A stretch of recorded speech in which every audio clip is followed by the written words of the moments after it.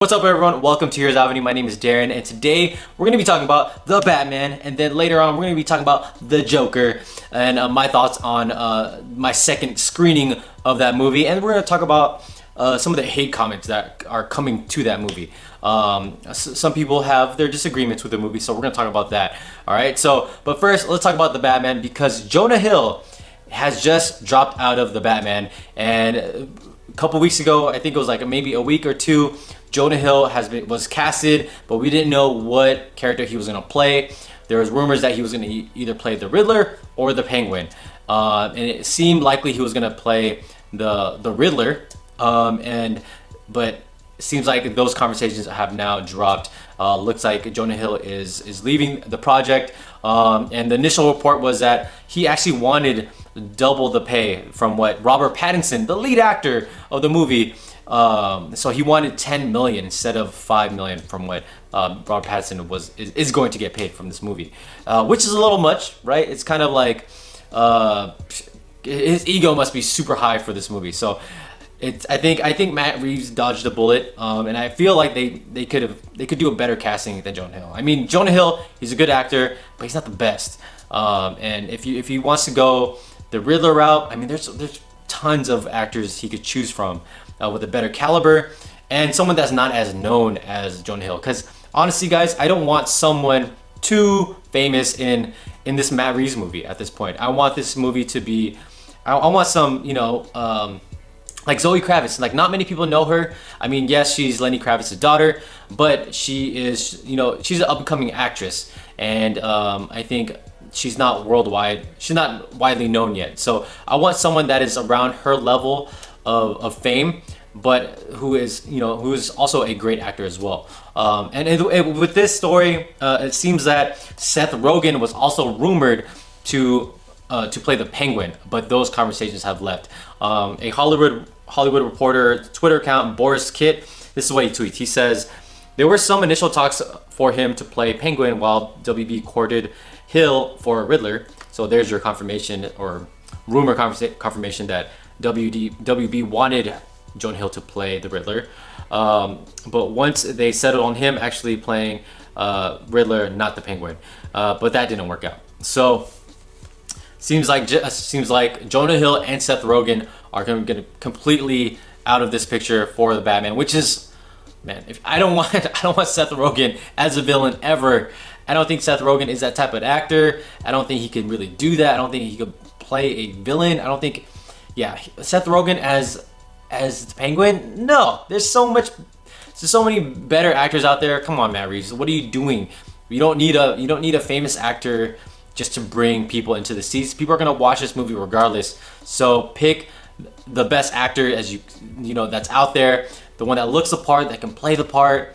Someone that has a better acting level than those two. Like, I don't understand that casting at all, but I'm so glad that we dodged that bullet.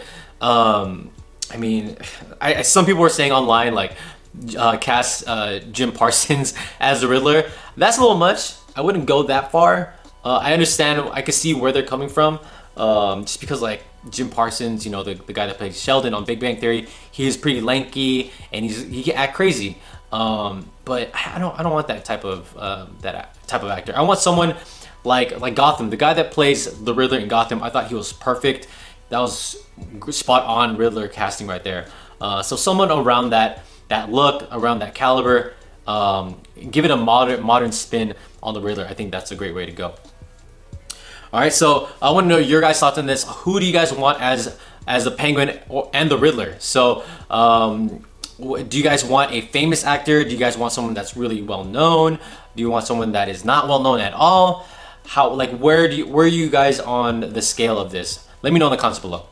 All right, so now we're gonna go ahead and jump into the Joker movie, because last night, or I guess Tuesday, I'm actually pre-recording this video, I watched my second screening of the Joker, and I have a theory on this movie. So if you guys haven't watched this movie yet, if you guys haven't watched the Joker, what are you doing? Watch it.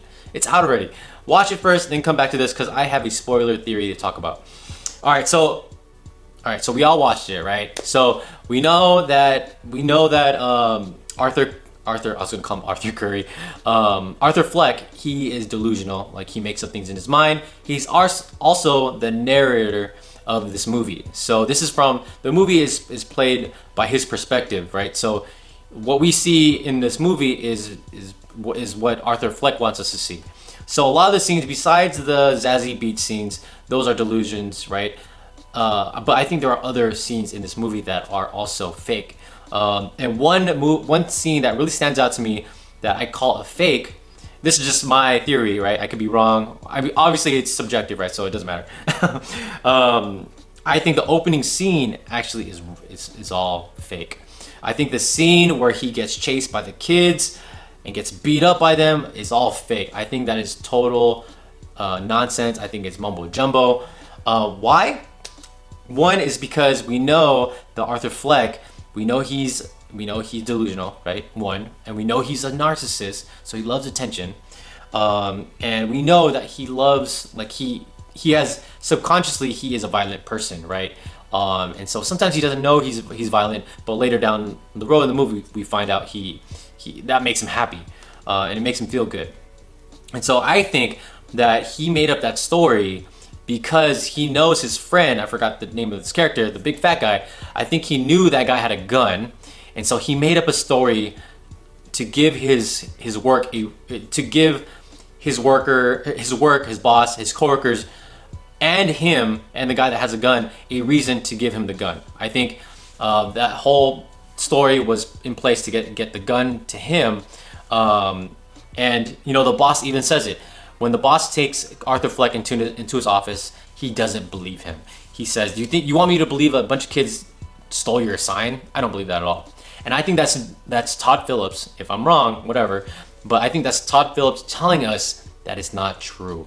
And so like we see, as the boss is like telling him that he's fired, he's fired, right?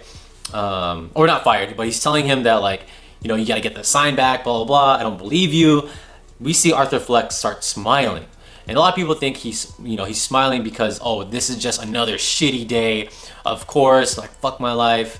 Sorry for my language, but that's the reason why we think he's smiling, right? Because he just hates his life at that point. But to me, I saw it as he's smiling because my boss just caught me and he's feeling guilty. So, a natural reaction for someone would, he would feel guilty and he'd feel really bad for it. But for him, since he can't control his emotions, he does something else. So he smiles. So that's how I interpreted it in the second viewing. It was really interesting, and it really changed the way I saw the scene. And then when his friend gives him the gun, he says, "You're my boy." I think Arthur Fleck already knew that about him, the relationship he had with him. And so I think if Arthur Fleck gave him a reason to give him the gun, I think that's why he made up that story. So I don't know if I lost you guys. I kind of rambled on. I don't know if I explained that correctly. So basically, I think the opening scene with the kids was plotted. It was a fake plot to convince his fat friend to give him the gun. And so I think that whole opening scene was plotted. Yes, we see that bruise behind his back, right? We see that gigantic bruise, but that bruise is only there for one scene, I believe. I think it's just one scene, and the rest we see his back, and it's perfectly normal, right? So, and we know in this movie, the whole arc of this movie happens in a couple days, and bruises don't heal that fast, especially if you get beat up, right? So that is my theory there, because I know there's a lot of fake scenes out there, fake scenes in the movie that we could interpret as delusions. So those are my thoughts. And then I want to go ahead and jump into this hate comment or hate tweet from Dan Slott, who is the Spider-Man comic book writer, and he had really strong words to say about this movie. And of course, there's a lot of people out there that feel strongly about this movie, that don't like it, that disagree with it, because it brings inspiration, too much inspiration from Martin Scorsese's movie or the Fight Club and all that stuff. And that's been like a recurring argument for a lot of people. And Dan Slott had had similar arguments as well, but he does kind of go into detail on some elements of the movie as well. So this is what he said. It's a long paragraph, so bear with me. He says, Saw the Joker last night, loved Dark Knight and Woman, thought Aquaman and Shazam were fun, can't wait for Harley Quinn. This isn't an anti-DC thing. Joker was bad. Real bad. Joaquin Phoenix's performance was a good thing in a bad movie. Also, Joker was a bad Joker movie. Instead of watching the Joker, just go watch The King of Comedy instead. It's a better movie, trust me. The most frustrating thing about the Joker, there are so many excellent DC comics that dance around the Joker's origin.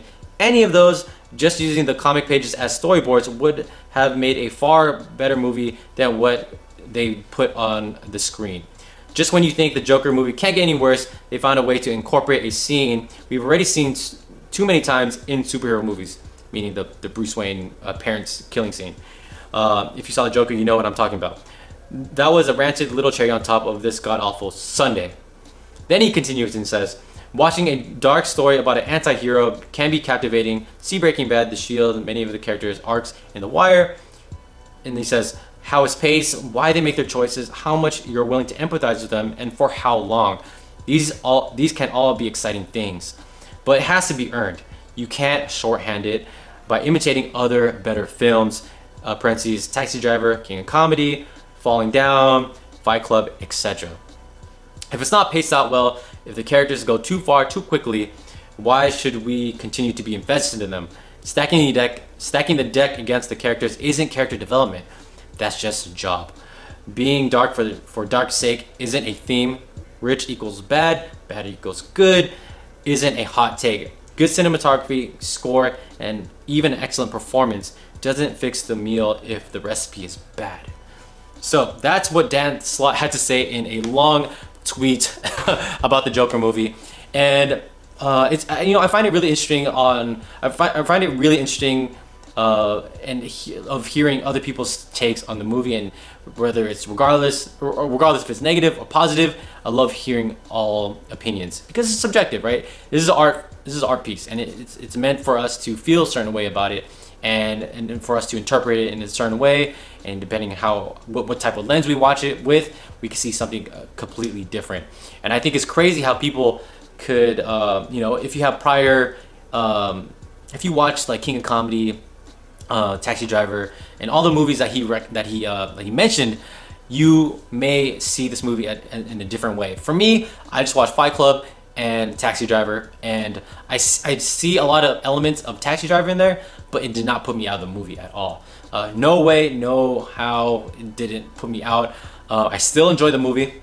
I still had a great time. I was still invested in Joaquin Phoenix's journey, through from Arthur Fleck to the Joker. I think what he said about having the character become too fat, like grow up too fast, having growing up too fast, and I think what he's talking about was I think he's talking about the subway scene where Arthur Fleck kills those guys, because he kind of embraces the murder side of himself, kind of like in the first half hour of the movie, I want to say, the first 45 minutes of the movie. But it feels kind of fast. But I don't think the audience wants multiple beatdowns from for Arthur Fleck's character to give him a reason to lash out to the public. I think the perspective is, in the beginning of the movie, we see him get beat up by the kids, whether that's real or not, and then we see him get betrayed by his friend for lying to his boss about giving him the gun, and then his boss fires him as well. And that's 3 punches right there, right in the gut. And so by the time he reaches the subway, he had enough of it. Just got fired. He had enough. He has a gun now to defend himself. And plus, this is his life. Prior to the murder scene in the subway, that was his life.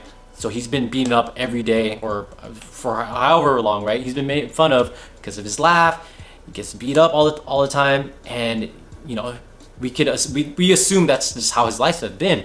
So when he shoots those guys, we all kind of feel oddly relieved that he's able to kind of lash out at the people that have caused him pain, even though it's wrong. We can't help but kind of empathize with him, but also not agree with the methods that he chose.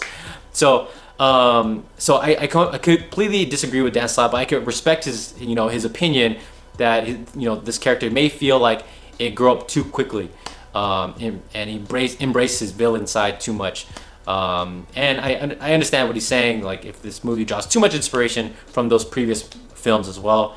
I mean, if you watch those movies a lot, I mean, you can't help but feel cheated that someone is pretty much just biting off those other films and kind of making it his own. But as long as I feel like to me, as long as you're making an original story, despite if it like grabs inspiration from other films, as long as the story is somewhat original, I think you could do what you want. Because honestly, I feel like there's a lot of copycats out there, but they're able to in every art, in dance and in paintings and in books. There's everyone's drawing inspiration from someone, and movies is part of that as well. So yeah, I just love hearing other people's opinion, and I thought Dan Slott, he had a good point of view. And he explained himself pretty well. So those are my thoughts. So I want to know your guys' thoughts on all of this. I know it's kind of a long video. So let me know which film do you guys, which scene in the Joker do you think is a delusion, fake? Let me know in the comments below. And what do you guys think about Dan Slott's comments as well? Let me know in the comments, and I'll see you guys again. Bye.